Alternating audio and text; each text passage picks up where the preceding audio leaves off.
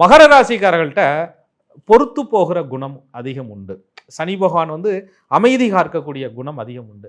அந்த அமைதி காக்கிறது எதுக்காக அப்படின்னு கேட்டிங்கன்னா, குடும்பத்துக்காக. தன்னுடைய நலன் அப்படிங்கிறத தாண்டி குடும்பத்துக்காக. ஒரு மான மரியாதைக்கு கட்டுப்பட்டுட்டோம், கல்யாணத்தை முடிச்சிட்டோம், ஒரு வாழ்க்கையை ஏற்படுத்திட்டோம், ஒரு தொழிலுக்கு வந்துட்டோம், இந்த காசை வச்சு தான் வாழ போகிறோம், இந்த காசு தான் நம்ம கொண்டு போய் கொடுக்க போகிற காசு, இதுதான் நமக்கு எதிர்காலம், இந்த தொழிலை நம்ம எப்படியாவது கற்றுக்கணும் அப்படி என்ற பொறுப்பு உணர்வு தான் மகரம் அதிகமான நச்சு உறவுகளை தன் தலைமேல தேடிக்கக்கூடிய சூழலை உருவாக்குது.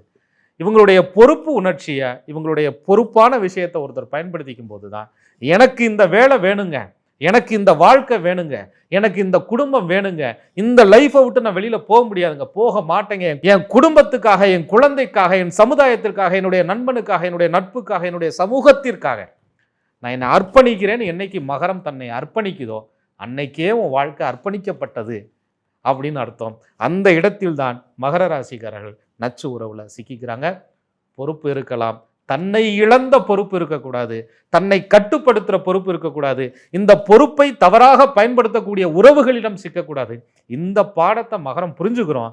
ஆனால் அந்த நச்சு உறவு இவர்களை புரிய விடாமல் பாடாய் படுத்தும்.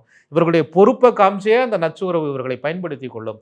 ஆக மகரம் என்பது தன்னுடைய பொறுப்பை உணர்ந்தால் மட்டும் பத்தாது, தான் ஒரு நச்சு உறவுல சிக்கியிருக்கோங்கிற பொறுப்பையும் உணர்ந்தால் மட்டும்தான் நச்சு உறவை விட்டு இவங்க வெளியில் வர முடியும்.